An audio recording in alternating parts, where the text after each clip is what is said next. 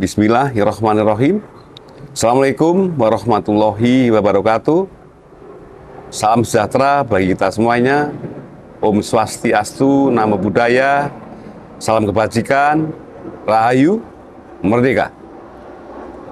Yang terhormat pimpinan dan anggota DPRD Provinsi Jawa Tengah, yang terhormat Sekretaris Daerah Provinsi Jawa Tengah atau yang mewakili, yang terhormat Ketua Kadin, serta jajaran pengurus teras Kadin Jawa Tengah, yang kami hormati, para narasumber yang hadir pada kesempatan hari ini, yang kami hormati, tamu undangan yang tidak bisa kami sebutkan satu persatu, serta Bapak, Ibu, Saudara, peserta Focus Group Discussion yang kami banggakan.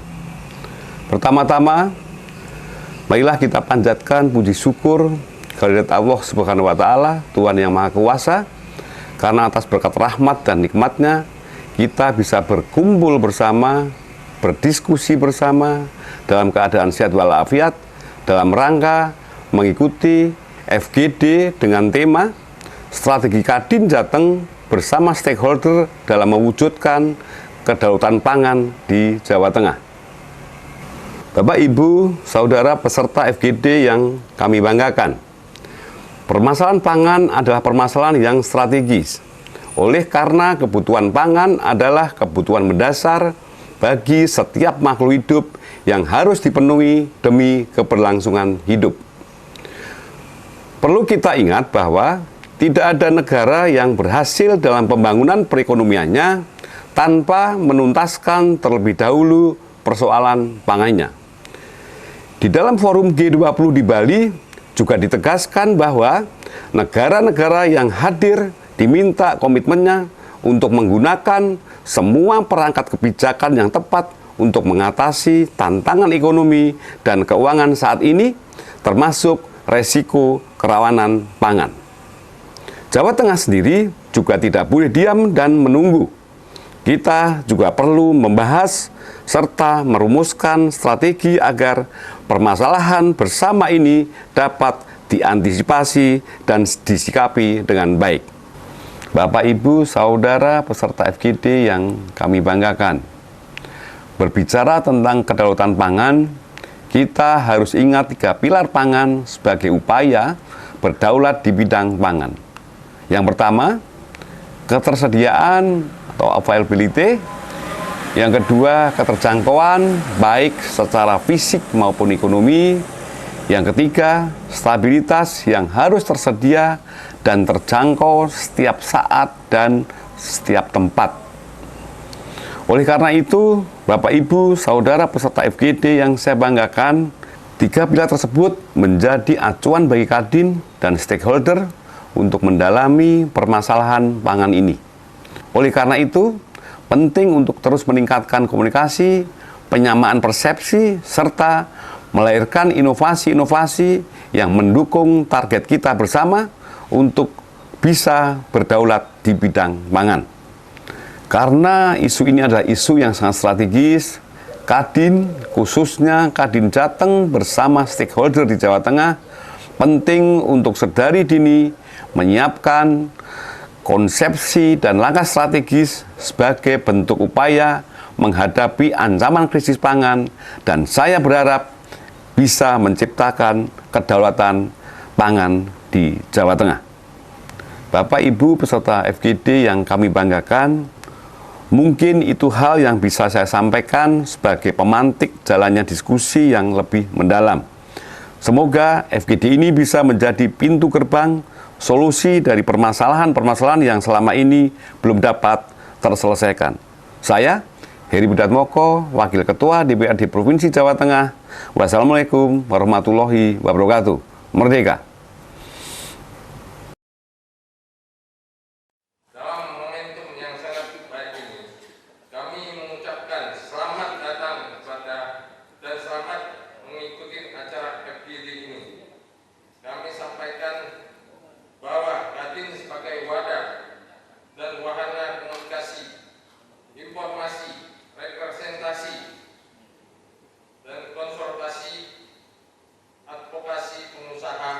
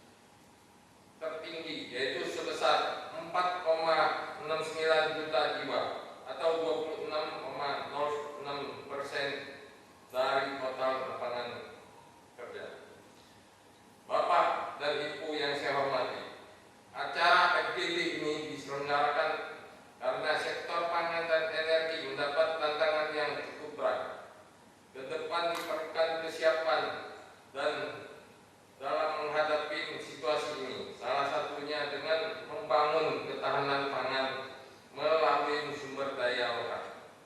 Dengan mengoptimalkan pemanfaatan sumber daya pangan, maka Jawa Tengah akan sanggup membangun ketahanan pangannya.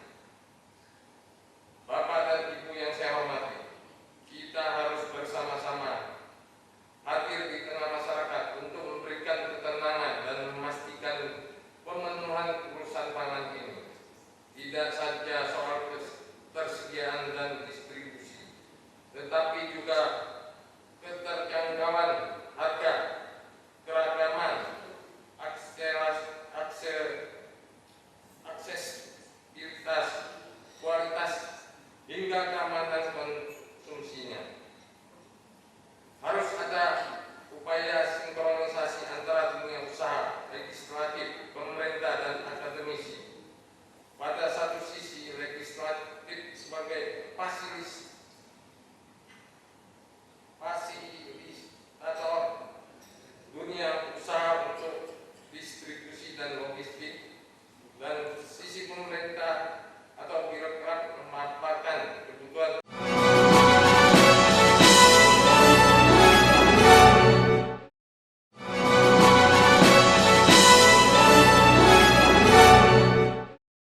Jawa Tengah, ini Cilacap Pride ya Pak ya. Orang apa orang Pride?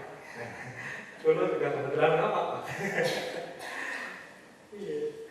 Dan narasumber kita yang kedua yaitu Ibu Insinyur Diah Lukisari yang nanti akan hadir bersama kita melalui Zoom meeting selaku Kepala Dinas Ketahanan Pangan Provinsi Jawa Tengah. Lalu ada juga narasumber ketiga kita yang saya hormati, Bapak Sumanto SH selaku Wakil Ketua Umum Bidang Pertanian dan Perkebunan Kadin Jawa Tengah. Dan yang saya hormati pula narasumber kita yang keempat, Bapak Insinyur Joko Mariono MAG SC PhD dari Fakultas Peternakan dan Pertanian Universitas Diponegoro. Dan saya hormati pula narasumber kelima kita, Bapak Maulin dari Fitra Jawa Tengah, Dewan. Dan tidak lupa saya juga ingin menyapa Ketua Komisi C yang kebetulan hadir bersama kita, Bapak Bambang Haryanto Bahrudin. Ini juga napak Pride ya, namanya dari Banyumas. Balihonya sudah banyak di Purwokerto.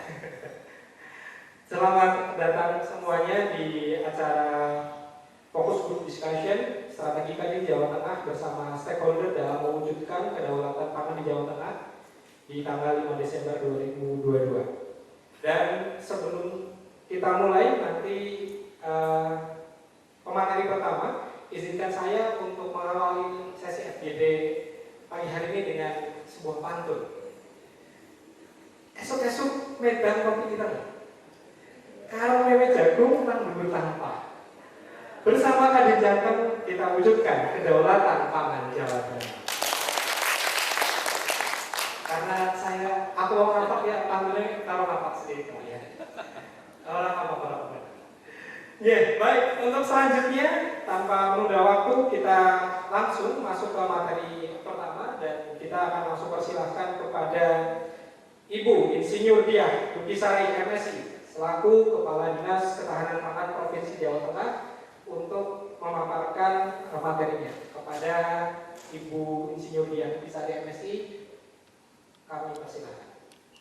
Pada kesempatan hari ini yang kami hormati tamu undangan yang tidak bisa kami sebutkan satu persatu, serta Bapak, Ibu, Saudara, peserta Fokus Group Discussion yang kami banggakan.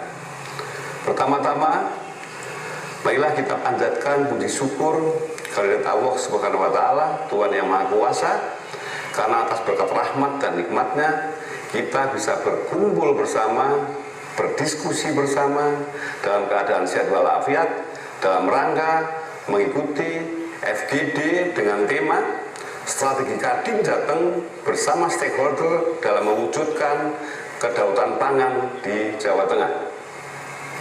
Bapak, Ibu, Saudara peserta FGD yang kami banggakan, permasalahan pangan adalah permasalahan yang strategis. Oleh karena kebutuhan pangan adalah kebutuhan mendasar bagi setiap makhluk hidup yang harus dipenuhi demi keberlangsungan hidup. Perlu kita ingat bahwa Tidak ada negara yang berhasil dalam pembangunan perekonomiannya tanpa menuntaskan terlebih dahulu persoalan pangannya. Di dalam forum G20 di Bali juga ditegaskan bahwa negara-negara yang hadir diminta komitmennya untuk menggunakan semua perangkat kebijakan yang tepat. Dinas Ketahanan Pangan Provinsi Jawa Tengah, kami harus berada di Kemendagri untuk FGD juga siang nanti, dan ini juga dalam rangka mengoptimalkan tugas dari Dinas Ketahanan Pangan dalam mengawal manajemen pangan. Ini seiring dengan lahirnya atau telah terbentuknya Badan Pangan Nasional yang terbit berdasarkan Perpres 66/2021, dan saat ini sudah ada kepala badannya dan seluruh jajaran eselon 1 maupun di bawahnya. Jadi ini dalam rangka juga untuk mengoptimalkan tugas dan fungsi dari tugas kami dalam mengawal ketahanan pangan. Baik Bapak Ibu, sesuai dengan materi yang diminta oleh panitia, kami mohon izin menyampaikan di awal kaitan dengan sistem jaringan informasi dan lumbung pangan di Jawa Tengah. Lanjut slide-nya. Ya, jadi Bapak Ibu, kalau kita lihat bahwa posisi pangan itu jelas bermula dari Pak Supri, Pak Istanbul. Artinya ada produksi, kemudian ada barang yang kemudian diperdagangkan atau dikonsumsi masyarakat. Persoalannya adalah bahwa produksi pangan kita itu karena kondisi geografis, maka tidak merata antar wilayah, antar kabupaten, termasuk juga antar waktu. Jadi kalau antar wilayahnya itu karena geografisnya memang ya ini sudah kondisi alam, istilahnya takdir dari Allah ya. Tapi kalau kemudian kondisi waktu, ini sebenarnya dalam manajemen manusia, artinya bisa diupayakan supaya ketersediaan pangannya ini juga tidak istilahnya ada musim raya dan tidak musim raya gitu ya. Itu bisa diupayakan. Panjang kita mau melakukan upaya-upaya supaya semuanya ketersediaannya secara smooth ada dalam setiap waktu. Ini persoalannya, sehingga karena kondisi ini pula, maka harga dan kemudian pasokan itu menjadi tidak stabil. Jadi kadang panen raya jatuh, kering pada saat kalau negara beras pada saat bulan Maret itu panen raya. Kalau bicara cabai mungkin pada bulan-bulan Juli itu juga raya. Kemudian hari ini beras jarang. Nah ini yang kemudian menjadikan harga dan pasokannya tidak stabil. Nah dengan kondisi itu apa yang dilakukan dalam rangka mengawal supaya pangan itu tetap tersedia? Tentunya kita punya kebijakan yang sesuai dengan amanah dari undang-undang, yaitu adanya cadangan pangan pemerintah. Cadangan pangan pemerintah, lanjut mungkin slide-nya aja. Cadangan pemerintah, cadangan pangan itu sebenarnya dalam manajemen itu ada cadangan pangan pemerintah pusat yang dalam kewenangan Badan Pangan Nasional, di mana dia berkolaborasi dengan Bulog, tapi juga ada cadangan pangan pemerintah daerah yang ini dikelola oleh baik Pemprov, Pemkab, Pemkot maupun desa. Nah ini yang saya kira semua harus bersinergi dalam memperkuat stok pangan nasional, termasuk ada cadangan pangan masyarakat, yaitu lumbung pangan masyarakat. Bapak Ibu, yang karena kita berada di Pemda, di Pemprov, maka kita akan coba gali atau kita tampilkan info-info untuk provinsi. Itu cadangan pangannya itu kebetulan ada di Dinas Pangan, dan kita punya gudang untuk menyimpan cadangan pangan provinsi Pemprov Jateng. Pada saat ini kita sudah punya stok kira-kira 300 ton pengadaan, dan setara beras kira-kira 180.000 ton. Kemudian kalau yang Kapkota itu ada dalam manajemen Dinas Pangan Kapkota masing-masing. Ini kalau data kami kira-kira ada hampir mungkin 90% sudah mengalokasikan cadangan pangan dengan kemampuan anggaran masing-masing, tapi ada beberapa memang yang belum dari APBD-nya masing-masing. Ada 4 kabupaten kalau tidak salah yang belum punya. Nah, yang desa ini sebenarnya sudah ada amanat dari Perpres 104 untuk mengalokasikan juga cadangan pangan pemerintah desa dalam bentuk tumbuh pangan desa. Namun tampaknya ini perlu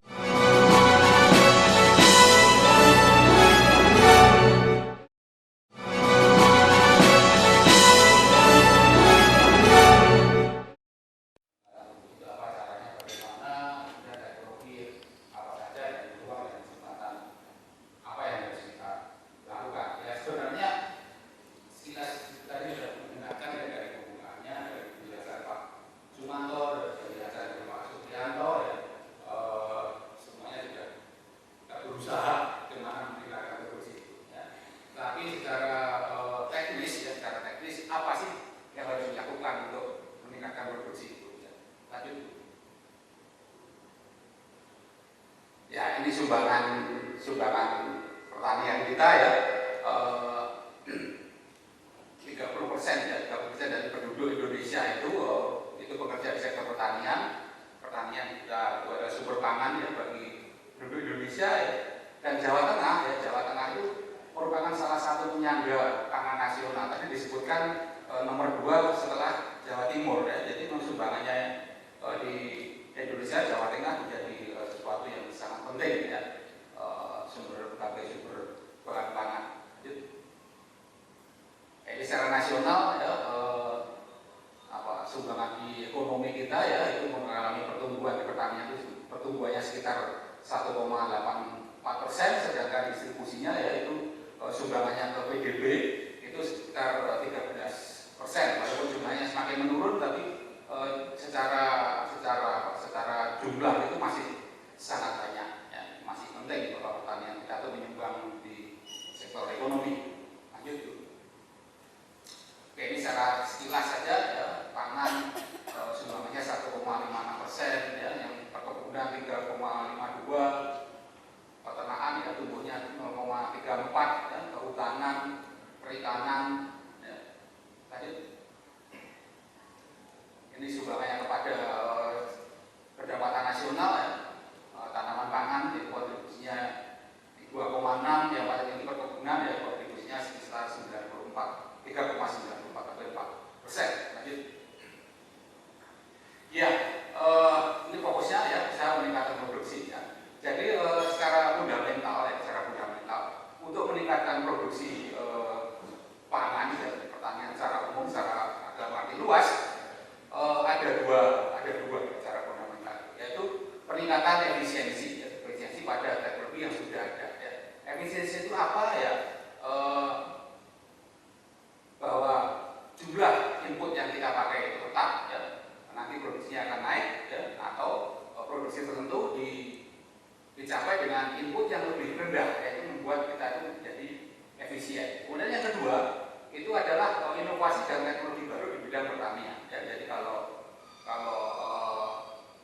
kita sudah mencapai suatu teknologi yang tinggi ya, di bidang pertanian, itu otomatis produksi kita juga akan naik. Nah, secara teknis ya kita akan bahas ini agak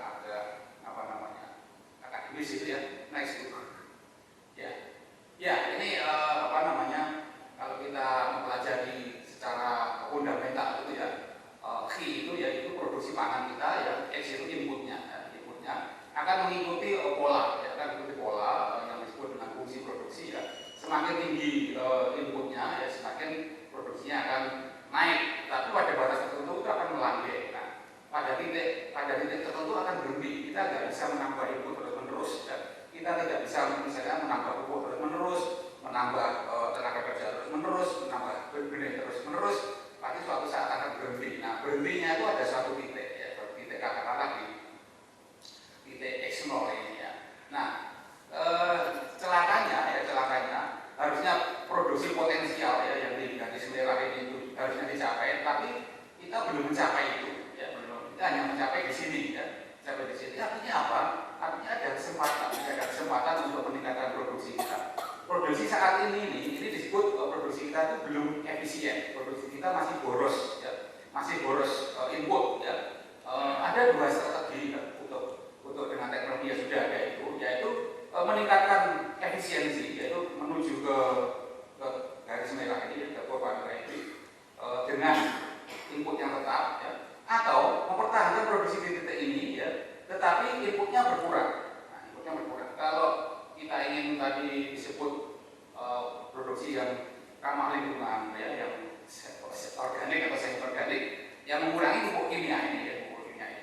Atau kalau kita strategi ingin meningkatkan produksi dengan input yang tetap, ya, arahnya di sini, ya, di sini. Atau digabungan di area ini, ya, area ini adalah bagaimana kita bisa meningkatkan efisiensi, ya.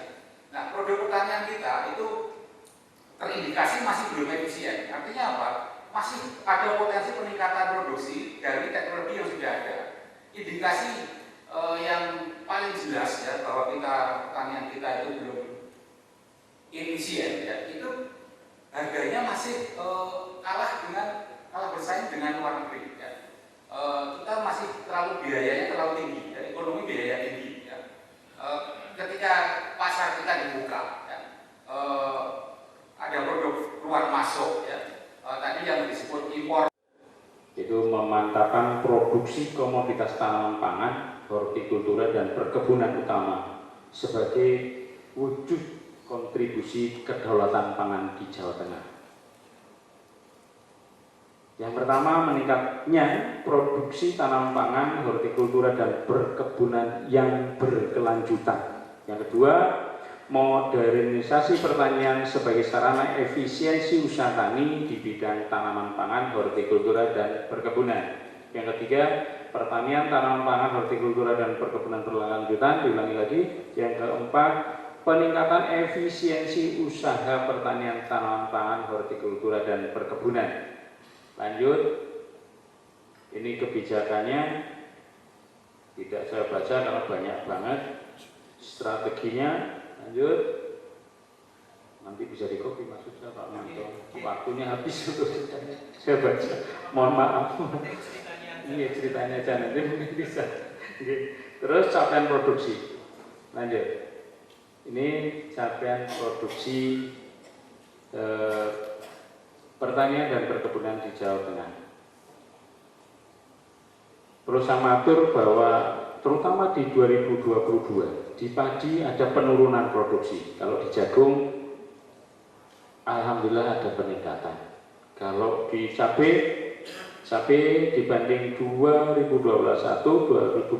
kami mengalami kenaikan. Di bawang merah kami mengalami penurunan, ditambah lagi kemarin ada banjir, ada 592 hektar terpengaruh karena ada panen lebih awal, kena banjir luar.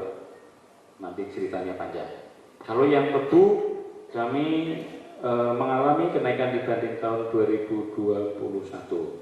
Di kelapa juga relatif stabil. Kalau di kopi justru mengalami penurunan sedikit sekali.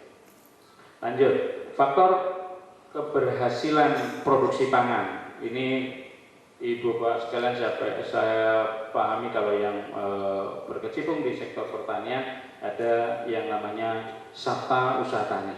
Ini mulai dari benih unggul, pengolahan tanah, pengairan, pemupukan berimbang, pengendalian hama penyakit, penanganan pasca panen, penanganan panen dan pasca panen, dan pemasaran hasil.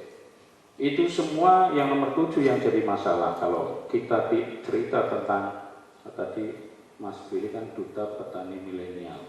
Kalau duta petani milenial kita tidak dorong dengan cuan yang bagus, nggak mau. Pasti nggak mau. Apalagi kalau hanya cerita tentang pemupukan berimbang, nanti konstituennya Pak Manto mesti protes. Karena pupuk organiknya, pupuk subsidinya berkurang jenis dan komoditasnya. Lanjut nanti.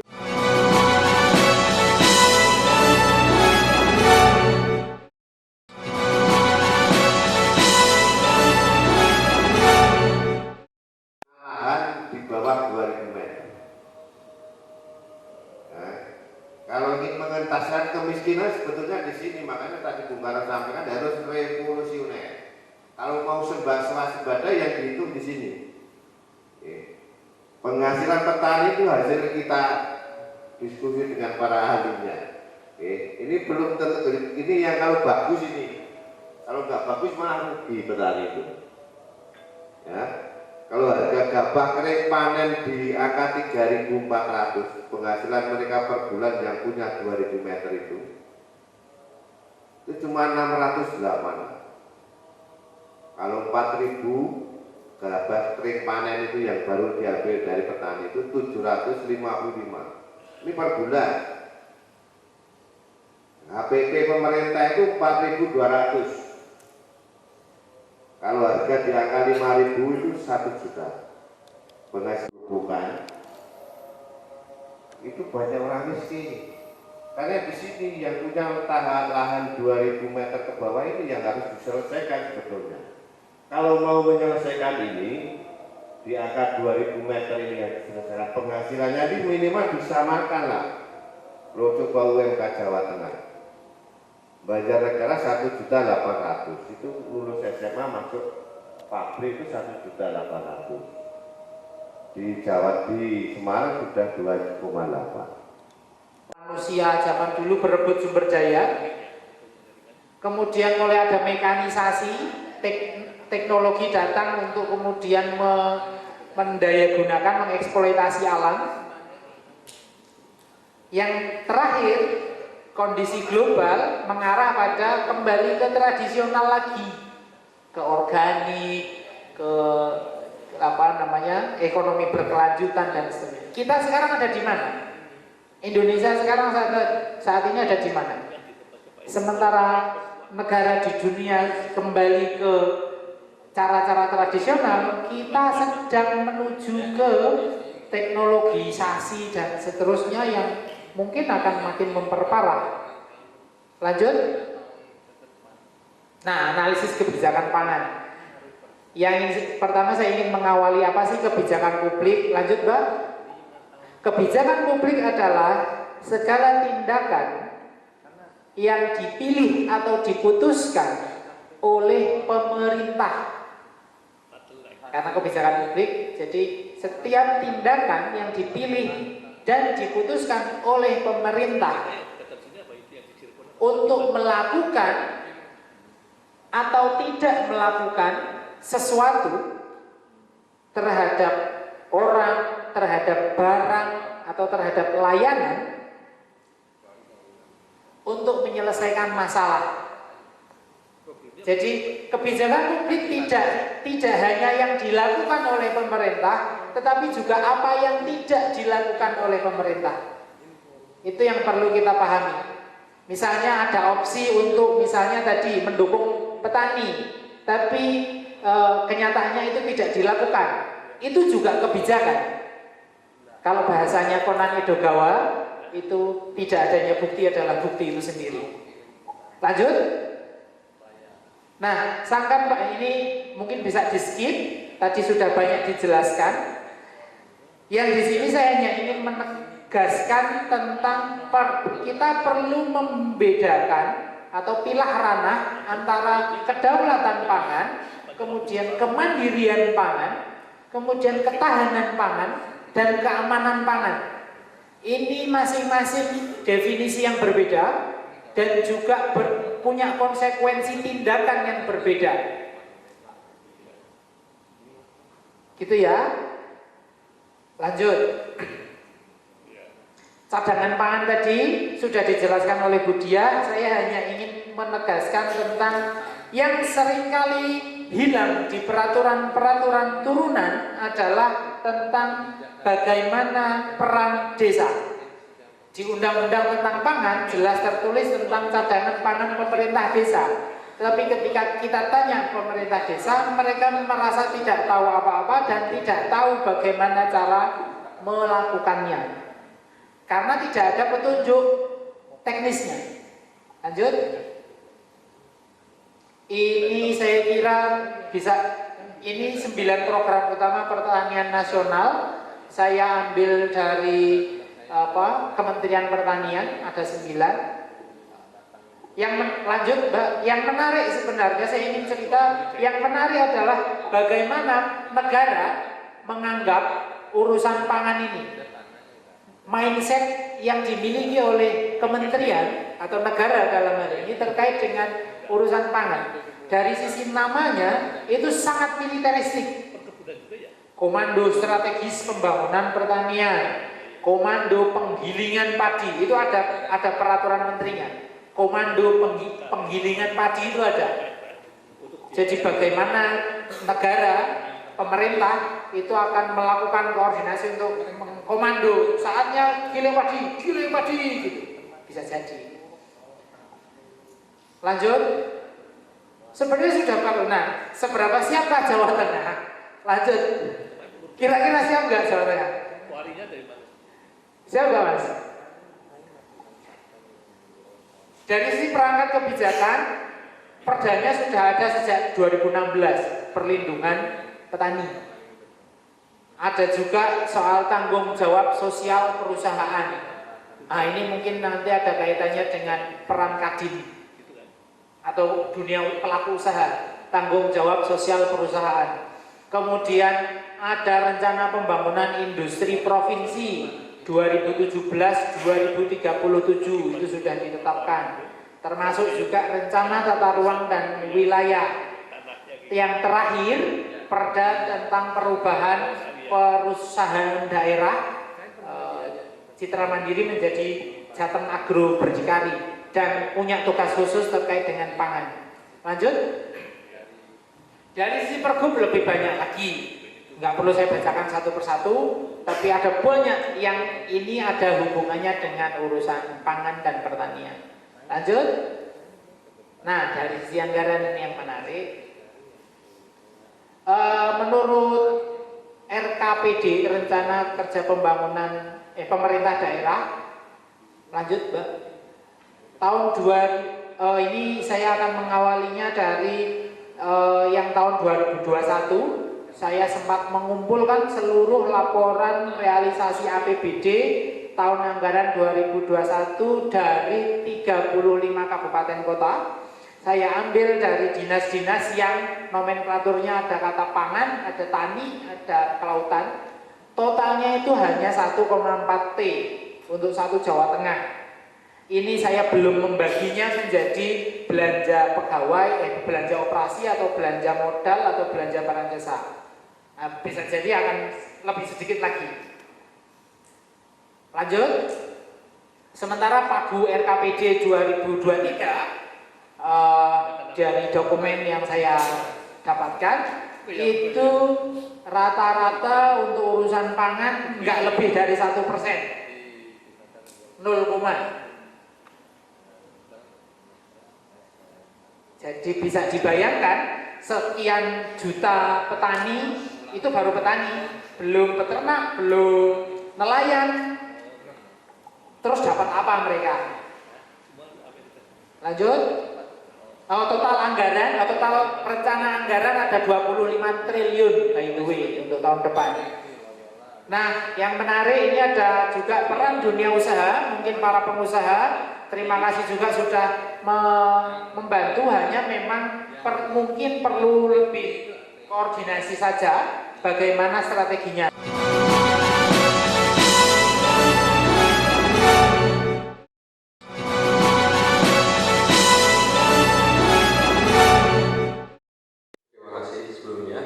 Izin memperkenalkan diri, nama saya Ahmad Musli Awal dari Universitas Diponegoro, mahasiswa agribisnis program sarjana. Selamat pagi bapak-bapak dan ibu-ibu semuanya. Jika kita berbicara tentang pertanian, kita ada beberapa aspek yang mendasari atau mendorong dalam mewujudkan kedaulatan pangan itu. Ada aspek lahan, aspek benih, aspek tenaga kerja, dan aspek-aspek lainnya. Nah, salah satunya adalah lahan pertanian. Lahan pertanian seperti yang kita ketahui bersama, tanah itu tidak bakal bertumbuh atau tidak bakal meluas gitu. Nah, di samping itu lahan pertanian semakin kesini itu banyak ancaman penyempitan dari lahan pertanian. Nah, bagaimana kemudian strategi dari bapak-bapak, baik dari Kadin dan stakeholder lain untuk mewujudkan kedaulatan pangan, untuk mewujudkan produktivitas yang tinggi, di samping adanya ancaman mengenai alih fungsi lahan pertanian yang semakin kesini semakin ada terus-menerus begitu. Itu adalah pertanyaan yang ingin saya tanyakan. Terima kasih. Terima kasih banyak Mas Ahmad ya. Terima kasih. Assalamualaikum warahmatullahi wabarakatuh. Waalaikumsalam warahmatullahi wabarakatuh. Perkenalkan dulu, nama saya Edi Sutrisno dari Serikat Petani Indonesia Jawa Tengah.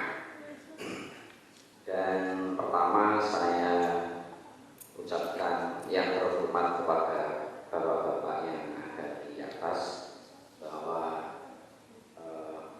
tadi di sini mulai dari pagi sampai siang ini selalu menyebut saya, artinya menyebut saya adalah saya di petani. Akan tetapi saya sendiri belum kenal bapak-bapak ini. Artinya adalah sehingga saya teringat ada sebuah siiran itu waqulun yud'a musla bilaila walakinil laila tanpa qarabahu uyuna. Artinya semua orang itu merasa mengenal dia, akan tetapi mengenal petani, tapi petani sendiri tidak kenal dia. Nah, terus kemudian yang entah ini pertanyaan atau apa namanya, ada juga yang pertanyaan, ada juga yang menyangkut tentang strategi apa namanya, tentang kedaulatan pangan. Jadi sebelum ke sini saya pun diskusi dengan teman-teman bahwa untuk mewujudkan kedaulatan pangan itu harus ada 7 prasyarat. Tadi banyak disinggung-singgung oleh beberapa materi, tapi sedikit-sedikit. Nah, salah satunya adalah harus ada pembaruan agraria, karena tadi yang disebut Pak Sumanto bahwa di Jawa Tengah itu mayoritas hanya punya lahan 0,2 hektar atau 0,3 hektar. Nah, jadi tidak mungkin ini untuk dikatakan oleh sejahtera. Nah, padahal teori bisnis yang paling pasti berhasil, pasti untung itu adalah petani. Logikanya adalah ketika saya tanam padi 1 butir, itu pasti akan keluar 17 butir. Dalam 1 ulinya ada 80 butir. Dalam 1 tangkainya ada 30 batang, bahkan sampai 35 batang. Dan per batangnya itu ada 80. Itu pasti untung. Pasti. Kenapa ini bisa buntung? Nah, ini berarti ada eksternal yang lain yang nanti kita perlu diskusikan. Kemudian yang kedua, adanya hak akses rakyat terhadap pangan. Jadi akses rakyat terhadap pangan sendiri ini yang digeluti ini pun susah untuk mengaksesnya.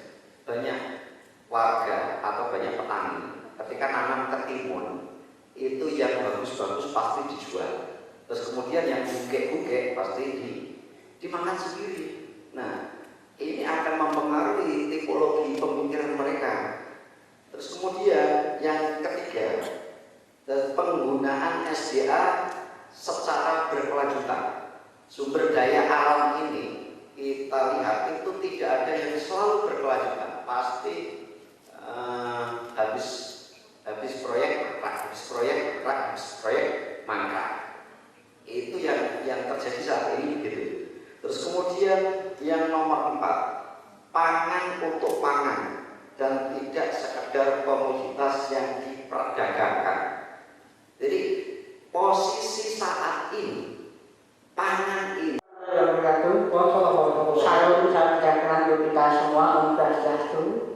Mohon izin perkenalkan, saya Parko dari perwakilan Forum Karang Taruna Kabupaten Karanganyar. Oke, yang saya hormati pada seluruh narasumber, dan pertama saya apresiasi pada DPRD Provinsi Jawa Tengah juga Kadin atas terselenggaranya FGD ini. Kita berikan aplaus untuk DPRD Provinsi Kadin. Banyak hal tadi yang kita bisa diskusikan pada forum fokus group discussion ini, maka dua hal yang saya ingin diskusikan.